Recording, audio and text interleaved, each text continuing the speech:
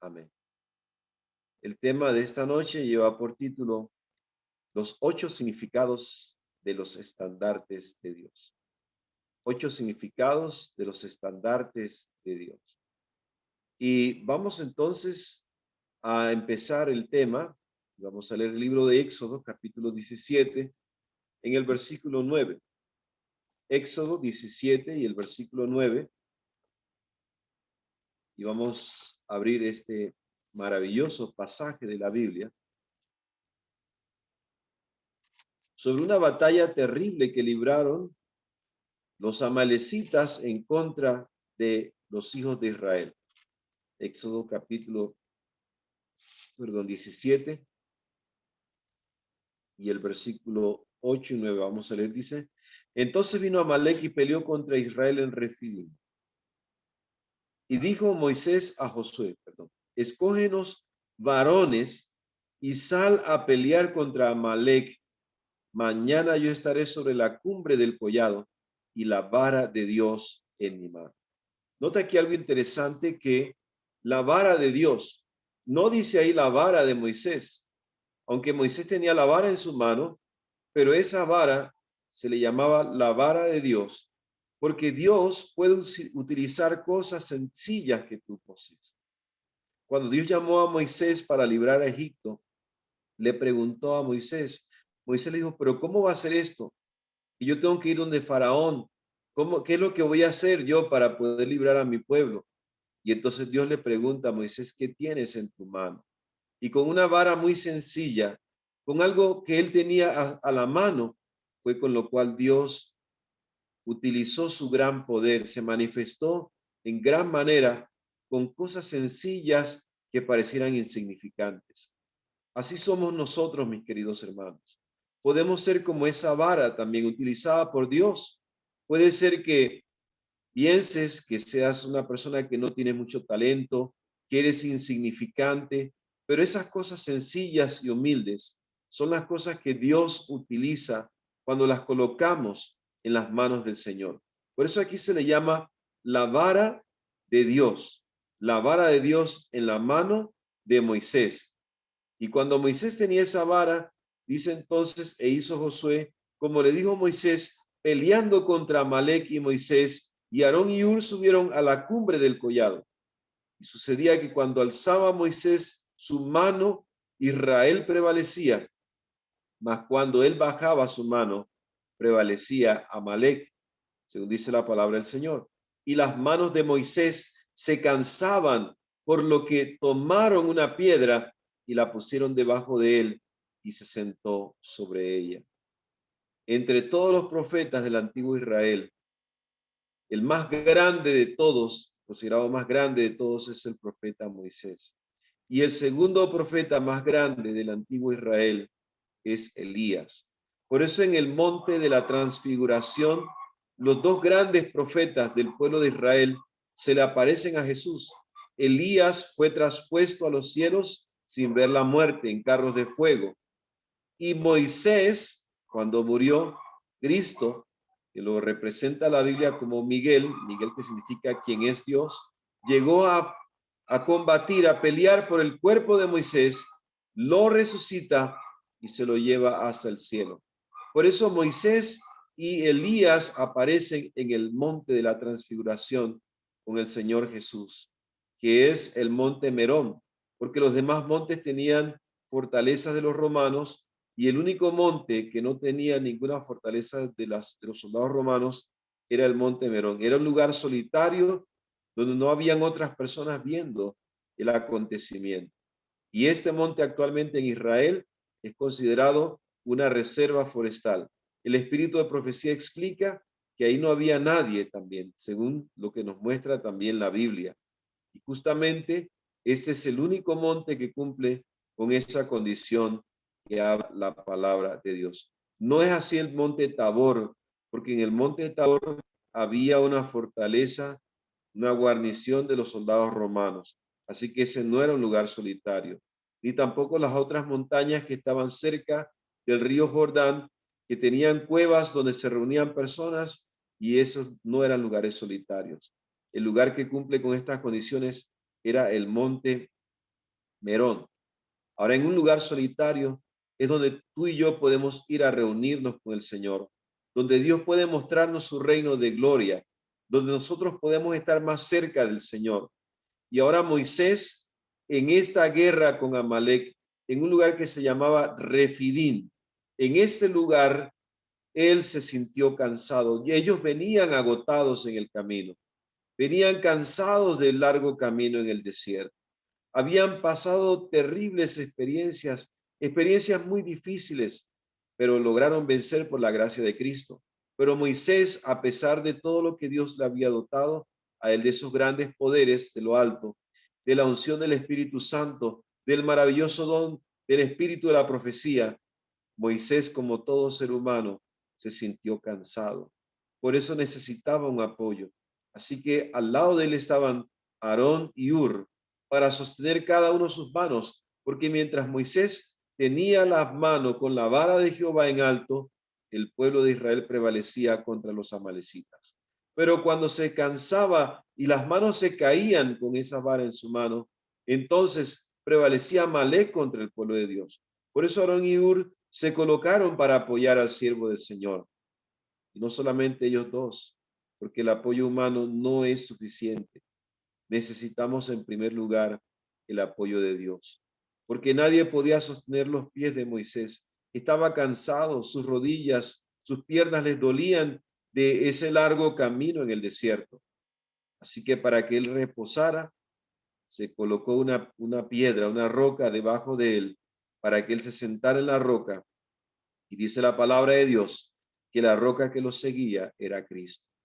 Cristo tiene el papel protagónico aquí como la roca eterna, quien estaba con ellos, quien les dio el agua en el desierto. Esa roca que los seguía, dice la palabra del Señor, era Cristo. Y no solamente en la roca, también se aparece en la nube y sopla en medio del mar para abrir un camino, protegiendo al pueblo de Israel. Y ahora Moisés, Aarón y Hur están allí orando. Esto representa la oración, de que debemos apoyarnos mutuamente en oración. Cuando veas a un líder débil, cuando veas a un líder caído, que no pueda seguir más adelante por el cansancio del camino, es nuestro deber apoyarlo como Aarón y Hur apoyaron a Moisés. Debemos apoyarnos mutuamente. Y ahora finalmente, cuando ellos derrotan a los amalecitas, dice el versículo 15, y Moisés edificó un altar y llamó su nombre Jehová Nisi. Esto significa Jehová es mi estandarte. ¿Para qué representa el estandarte en la Biblia? Hay 8 significados acerca del estandarte y vamos a ver el primero. En primer lugar, el estandarte anuncia un acontecimiento.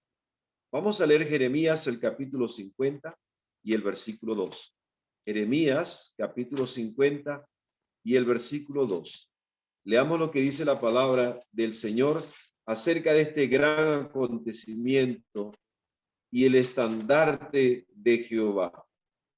Y dice así la palabra de Dios: anunciad en las naciones y haced saber, levantad también bandera, publicad y no encubráis, decid, deshecho es Merodac, destruidas son sus esculturas, quebrados son sus ídolos, versículo 3, porque subió contra ella una nación del norte, la cual pondrá su tierra en asolamiento, y no habrá ni nombre de animal que en ella more. Huyeron y se fueron. Entonces vemos que aquí hay un gran acontecimiento. ¿Cuál es el gran acontecimiento? Que los enemigos del pueblo de Dios serán destruidos. Ese es el gran acontecimiento. No habrá nadie que podrá hacernos frente y vencernos, porque la Biblia nos dice que nosotros vencemos sobre nuestros enemigos. A un Cristo, cuando el diablo le logró hacer que la multitud gritara crucifícale, cuando el Señor murió en la cruz sin pecar ni siquiera de pensamiento, logró obtener la más grande victoria sobre el enemigo. No importa si hay mártires, no importa Si hay sufrimiento, lo más importante es que podamos obtener la victoria y que podamos plantar ese estandarte. Por eso dice aquí la palabra de Dios, levantad también bandera. La bandera es el estandarte que debemos presentar. Y Cristo es nuestro estandarte. Jehová Nisi, Jehová Yahvé, nuestro Señor Jesucristo es nuestro estandarte. En segundo lugar, el estandarte se levanta para sanidad y salvación. Se coloca sobre un asta. Un estandarte es un símbolo, es un emblema que se coloca también sobre un asta. Y vamos a leer en Números el capítulo 21 y el versículo 8.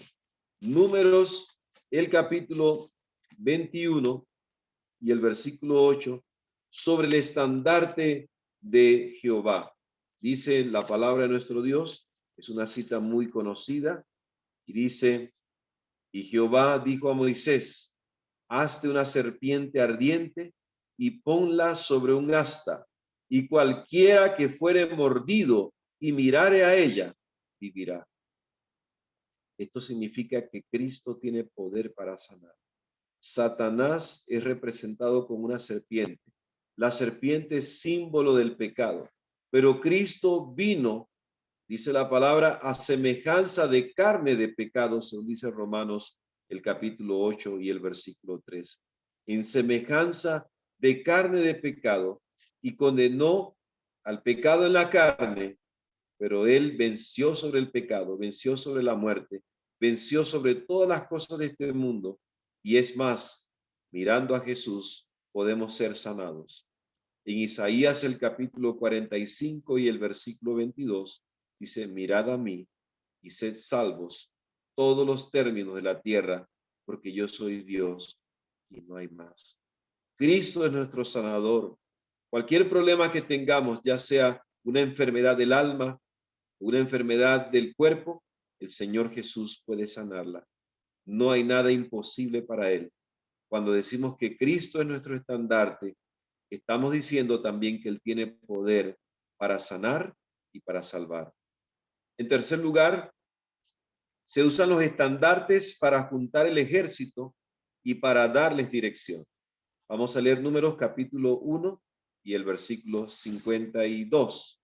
Números capítulo 1 y el versículo 52. Aquí nos habla de cómo Dios mandaba a colocar a los escuadrones de Israel, cada uno colocado en orden, siguiendo a su estandarte, detrás del estandarte. Cada tribu tenía una bandera, tenía un estandarte. Y dice aquí la palabra de nuestro Dios. Y los hijos de Israel acamparán cada uno en su campamento, y cada uno junto a su bandera, por sus ejércitos. Cada uno debía acampar junto a su bandera. Pero dice aquí, pero los levitas acamparán alrededor del tabernáculo del testimonio, para que no haya ira sobre la congregación de los hijos de Israel, y los levitas tendrán la guarda del tabernáculo del testimonio. Noten, esto está interesante. Estos levitas también en el libro del Apocalipsis representan a los 144,000 que están en derredor del tabernáculo y eran los únicos que podían entrar en el tabernáculo. Por eso Cristo en primeros escritos, en la página 18 y 19, dice que los únicos que podrán entrar en ese templo en el cielo serán los 144,000. Seremos nosotros, los del tercer mensaje angélico. Qué gran bendición. Y las otras tribus acamparán cada una delante de su estandarte, o sea, cada una, perdón, detrás de su estandarte. Y el estandarte es algo interesante. En cada tribu, Dios también dio órdenes para juntar el ejército y darles direcciones por los líderes que dirigían a esas tribus. Y según la historia, también lo que nos muestra la Biblia y los testimonios, vamos a hablar, según la historia, Judá tenía una bandera, era el símbolo de un león. El león de la tribu de Judá representa el carácter de Cristo. Cada bandera era un símbolo del carácter de Cristo. Esa bandera se le daba a aquella persona que era fiel o a aquella tribu que le era fiel a Dios. Y la tribu de Judá le fue fiel al Señor, por eso es representado como un león. El león defiende su manada, el león es el rey de la selva, el león también pelea por sus crías, y para nuestros enemigos, Cristo es el león de la tribu de Judá, quien los despedaza y los destruye.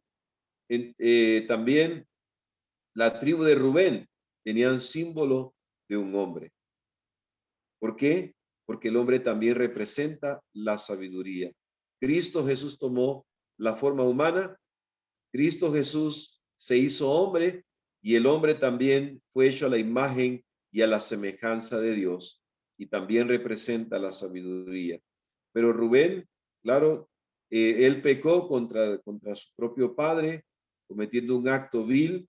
Sin embargo, a pesar del error que él cometió como hombre, Dios le perdonó, porque también el hombre representa la humanidad que pecó y que ha sido redimida, que pecó y se arrepintió de sus pecados y acudió al Señor bajo los méritos de la sangre del Cordero y hemos sido redimidos.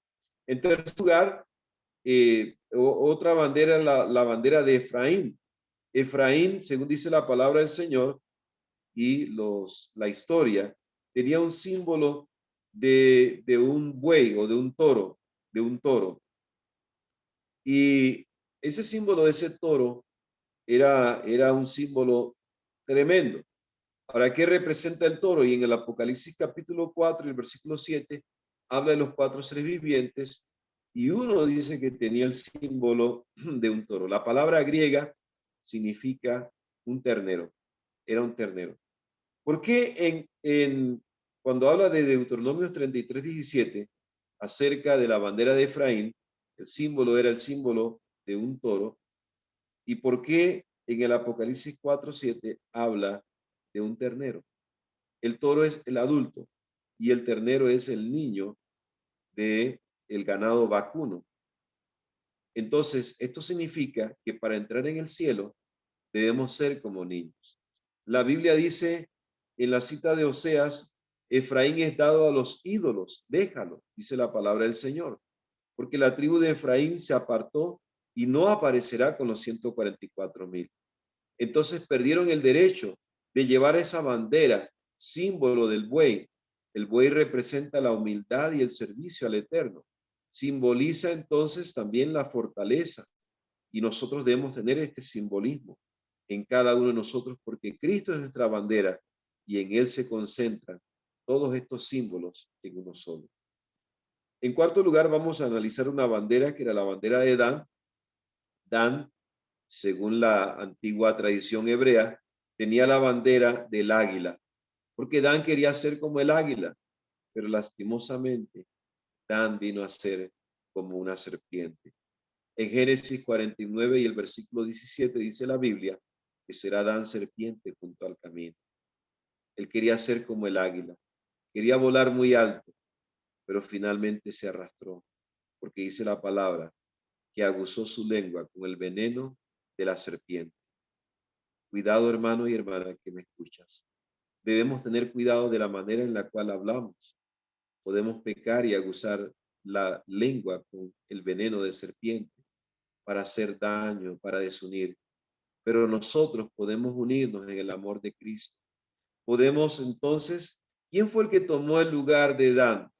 Dan tiene una lengua de serpiente, una lengua venenosa, una lengua que hace daño, una lengua que trae cosas horribles de las demás personas. Pero hay una tribu que es especial y se llama la tribu de Manasés. Manasés significa el que hace olvidar, porque él hace olvidar todas esas cosas malas y negativas de los demás. Es una tribu que nos enseña a perdonar y a olvidar. Y esa tribu también puede volar muy alto. Como dice la palabra en Isaías, el capítulo 40 y el versículo 29, que los que esperamos en Jehová, en el Eterno, levantaremos alas como las águilas. Volaremos, caminaremos y no nos cansaremos. Correremos y nunca nos fatigaremos. Porque el Señor es el que nos da esa fortaleza especial. Así que entre los 4 seres vivientes, que son seres redimidos, tienen estos emblemas, y estos emblemas también tienen el significado del carácter de Cristo. Esos estandartes nos muestran cómo Dios dirige a su pueblo. En cuarto lugar, los estandartes muestran cuál es el centro de nuestro corazón. Vamos a leer Sofonías, el capítulo 2 y el versículo 4. Vamos a buscar la cita de Sofonías, el capítulo 2 y el versículo 4. Dice así la palabra del Señor. Porque Gaza será desamparada y Ascalón asolada, saquearán Asdod en pleno día y Ecrón será desarraigada. Quiero buscar otra cita. Vamos entonces a buscar ahora, es Cantar de los Cantares, el capítulo 2 y el versículo 4. Cantar de los Cantares, el capítulo 2 y el versículo 4. Aquí se nos habla acerca del estandarte de Dios y que representa para nosotros Eclesiastés y Cantares. Cantares capítulo 2, versículo 4. Dice así la palabra de nuestro Dios. Me llevó a la casa del banquete. ¿A dónde nos lleva Dios? A la casa del banquete. ¿Qué dice el Salmo 23 en la parte final? Aderezas mesa delante de mí en presencia de mis angustiadores. Unges mi cabeza con aceite. Mi copa está rebosando. Note que el Señor nos lleva a la casa del banquete celestial y adereza esa mesa delante de nosotros, delante de las personas que son nuestros enemigos, nuestros angustiadores. Y estas personas, cuando ven que somos honrados por Dios, ¿qué sienten? Sienten algo terrible porque habían sido dirigidos por la envidia, por el odio, el rencor y tantas cosas negativas. Y al ver nuestras bendiciones, se sienten terriblemente avergonzados. ¿Cuántas veces, hermanos y hermanas, cuántas personas nos han hecho daño? Y al final ellos ven cómo Dios nos sienta en la casa del banquete. ¿Para qué? Para aderezar nuestra mesa, para ungir nuestra cabeza con aceite, para honrarnos y ponernos en un sitial de honor donde esas personas vean que nosotros somos los amados de Dios. Dice también, y su bandera fue sobre mí amor. Su bandera sobre mí fue el amor. El amor es la bandera de Cristo en nuestros corazones. Cristo debe ser lo primero. Cristo debe ser lo principal. Cristo debe ser también lo último. Cristo debe ser todo para nosotros, porque Él es nuestra bandera. Él es nuestro estandarte. Cuando una persona va a otro país, yo recuerdo cuando iba en la representación de un gran campeón mundial de Panamá que iba en el extranjero y se podía ver la multitud, los miles y miles de personas reunidos en un estadio, para un coliseo, para ver al campeón de Panamá. Y podíamos saber quiénes eran los panameños, porque levantaban en alto la bandera del país con orgullo, con amor. Y cuando el campeón ganaba, aquella ovación panameña se levantaba para aplaudir y ovacionar a su campeón.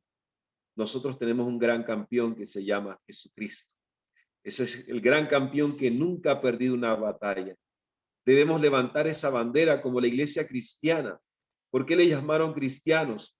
Porque ellos, cuando hablaban, su consigna, su estandarte, su bandera, su todo, cuando hablaban desde que amanecía hasta que anochecía, hablaban de Jesús, hablaban de sus milagros, hablaban de sus palabras, hablaban de sus proezas.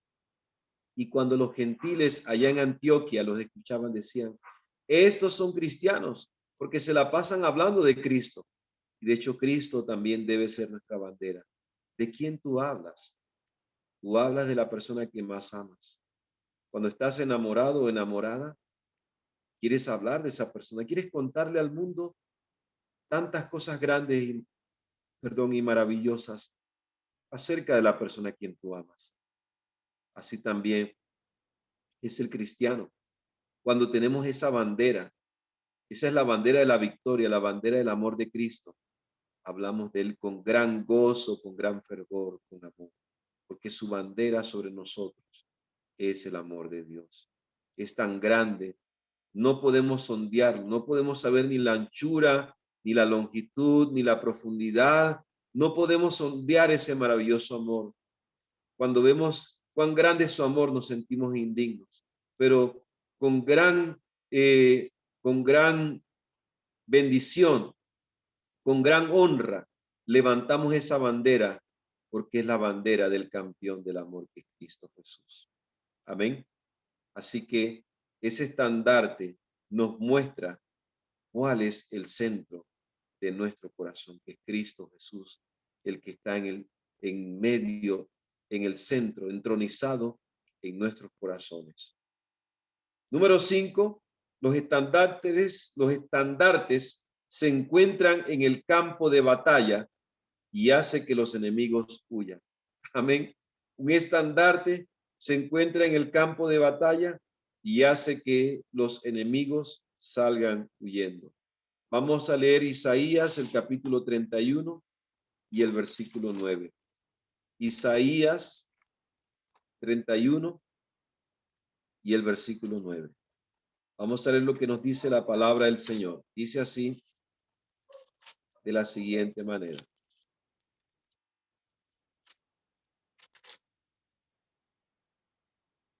Y de miedo pasará su fortaleza, y sus príncipes con pavor dejarán sus banderas. Así dice Jehová, cuyo fuego está en Sión y su horno en Jerusalén. Yo recuerdo el 20 de diciembre de 1989, cuando antes de esa fecha, Noriega retaba a los Estados Unidos a la guerra. Portaba en alto un machete en su mano y decía que este es el arma con la cual vamos a guerrear contra los gringos. Y gritaba, gringo guadaya, gringo go home. Y los desafiaba. Sin embargo, el 20 de diciembre de 1989, cuando los Estados Unidos de América invadió Panamá, cuando los ejércitos de los Estados Unidos, dirigidos por el general Mark Cisneros, al llegar a Panamá con las banderas de los Estados Unidos, los ejércitos de Panamá sintieron gran terror al ver esa bandera y todas las armas que tenían y el fuego que tiraban. Se quitaban la ropa militar, salían corriendo en paños menores, salían huyendo de terror frente a sus enemigos. Así también es el diablo.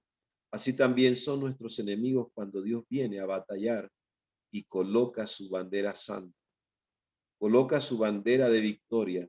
Los enemigos tiemblan y salen huyendo.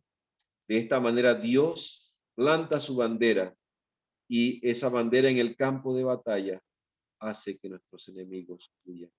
Donde quiera que vamos, el Señor planta su bandera y ningún enemigo puede prevalecer contra nosotros. En sexto lugar, el estandarte es un objeto de esperanza y símbolo de victoria. Vamos a leer Salmos, el capítulo 20 y el versículo 5. El estandarte es un objeto de esperanza y símbolo de victoria. Salmo capítulo 20 y el versículo 5. Cristo es nuestra victoria. Cristo es nuestro estandarte. Cristo nos asegura la victoria y en Él somos más que vencedores, según dice la palabra de Dios. Dice así, nosotros nos alegraremos en tu salvación. Amén. Qué alegría. De antemano nosotros podemos regocijarnos. Lleva la bandera del Señor. Lleva esa bandera con mucha honra. Lleva esa bandera con gran regocijo, porque en Cristo tenemos asegurada la victoria. Y alzaremos pendón en el nombre de nuestro Dios. Levanta el pendón, levanta la bandera de Cristo. Nunca te avergüences de portar ese maravilloso nombre, de ser miembro de este movimiento de reforma de la Sociedad Misionera Internacional, Iglesia Adventista del Séptimo Día, Movimiento de Reforma. aunque somos un grupo pequeño, pobres, escasos en número, aunque somos un pueblo humilde y pobre, sufrido, aun cuando no tengamos las infraestructuras que tienen otras denominaciones, nosotros podemos regocijarnos en el Señor, porque tenemos la bandera de Cristo, que es la que nos asegura la victoria. Dios utiliza a los más humildes para avergonzar a los sabios y a los soberbios de este mundo. Y seguirá utilizando a su pueblo. Por eso dice Lucas 12:32, no temáis, manada pequeña, porque a vuestro Padre os ha placido daros el reino. En séptimo lugar, el estandarte da dirección. El estandarte le da un rumbo y un propósito a tu vida. Tú no vas a la deriva, tú vas siguiendo a tu líder. Cristo dijo, sígueme. Amén. Cristo dice en Juan 13 y el versículo 15, ejemplo os he dado, para que como yo os he hecho, vosotros también hagáis. Seguimos el ejemplo, porque Cristo es nuestra bandera. Él va delante de nosotros. No vamos a la deriva. No vamos como barco a la deriva sin brújula, sin mapa. Tenemos un propósito y Dios nos muestra el propósito. Si aún tú no conoces el rumbo y el propósito de Dios para ti en tu vida, mi querido hermano y hermana, mi querido amigo y amiga que me escuchas, es el momento de que empieces a seguir a Jesús. Imítalo a Él. Sigue sus pasos. Y mientras más le imitas, mientras más le conoces, más le amarás. Por eso dice Primera de Juan 4 y el versículo 8, que el que no ama a Dios, el que no ama no ha conocido a Dios, porque Dios es amor. Conócele y le amarás. Conoce a Dios y conocerás un rumbo y un propósito, una dirección de Dios para tu vida. Cuando conoces el propósito, tu vida adquiere un sentido y ahora sí, la vida adquiere un sabor de vida para vida. Donde se mueve el líder, allí está su estandarte y el estandarte de Dios no puede ser vencido. En octavo lugar, el estandarte da seguridad y protección. Vamos a leer Salmo capítulo 60 y el versículo 4. Salmo 60 y el versículo 4, donde Dios da seguridad y protección. Esto es algo muy importante. Necesitamos seguridad. Por eso la Biblia repite 360 veces la palabra no tema, 365 veces dicen otras explicaciones. Quiere decir que por cada día del año, Dios te está diciendo no temas. Yo soy tu estandarte, yo soy tu bandera y yo te doy la seguridad, yo te doy la protección. Donde está la bandera de un país poderoso, sabemos que ahí están protegidos sus ciudadanos. En Israel, cuando los palestinos tiraban esos misiles, ellos tenían lo que le llaman el muro de hierro, que es donde venía un misil también automáticamente por medio del radar y la computadora se disparaba y así interceptaba los misiles de sus enemigos. Pero Dios es nuestro castillo fuerte, es nuestro amparo, nuestra fortaleza, nuestro pronto auxilio en las tribulaciones, según nos muestra la palabra de Dios. En el Salmo 60 y en el versículo 4 dice, has dado a los que te temen bandera. ¿Qué es lo que nos da Dios a nosotros? Nos da una bandera. Esa bandera es espiritual. Que alcen por causa de la verdad. Por causa de la verdad, levanta tu bandera, porque esa es la bandera de la victoria. Es la bandera que nos da la seguridad. Vamos a leer Isaías capítulo 59 y el versículo 19. Isaías 59 y en el versículo 19. Dice así la palabra de Dios. Y temerán desde occidente el nombre de Jehová y desde el nacimiento del sol su gloria. Porque vendrá el enemigo como un río. Como dice la palabra que viene el enemigo, como un río viene Satanás. Un río cuando viene con la cabeza de agua, cuando el agua se desborda, viene destruyendo todo. Pero dice la palabra de Dios que nosotros tenemos la casa sobre la roca, que ningún río, por muy impetuoso que sea, ninguna inundación, ningún viento huracanado puede destruir esa casa, porque está firmemente cimentada sobre la roca.